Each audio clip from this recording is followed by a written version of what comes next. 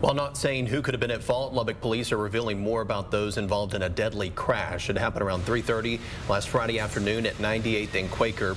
Officers say they found the driver of an SUV, 84-year-old Jerry Burgess, suffering from moderate injuries, but he was taken to the hospital where he died. The driver of the pickup, 46-year-old Timothy Meeks, also suffered moderate injuries.